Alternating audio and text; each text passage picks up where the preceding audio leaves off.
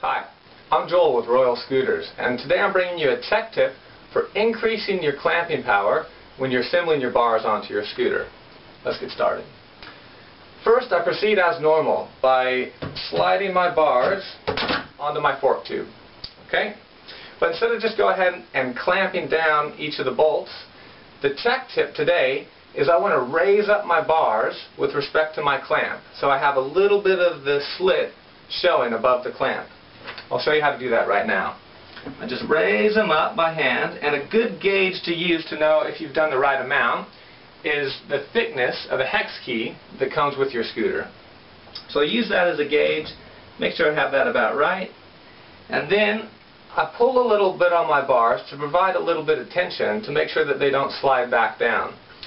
Now when I'm doing that, I go ahead and I tap my clamp down. Now if that's difficult to do, that was pretty easy on mine, but if it's difficult, go ahead and use a hammer or a mallet just to tap them down to make sure that they are touching the top lock nut of your headset.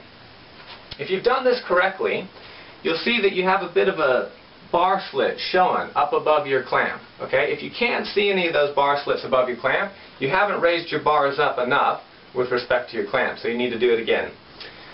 But my system's looking good, so I'm going to go ahead now and give a little bit of a tighten to the bottom bolt. And all I'm doing right now, I'm not doing it super tight, I'm just enough to kind of hold it in place and make sure it doesn't drop back down as I'm trying to do my adjustments. The adjustment that I want to do once I have that in place and it's not moving around too much is I need to align my bars with my wheel.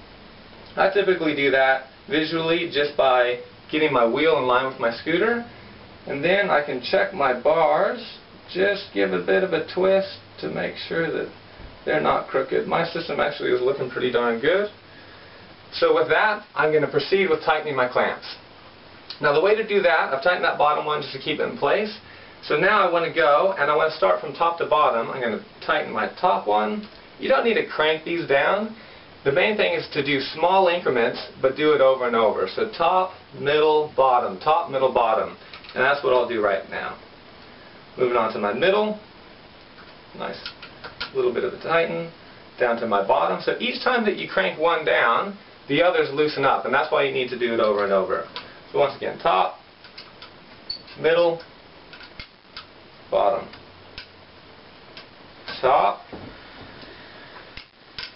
middle, bottom.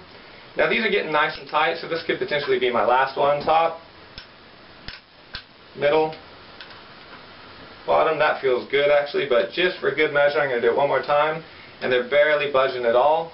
And I want to finish on my bottom clamp screw because that's the one that makes the most difference in terms of clamping power. Now my system's looking good. Just to double check, I put my scooter on the ground, I hold the wheel with my feet, and I give a crank on my bars just to make sure they're not moving around. And with that, you have a nice solid ride.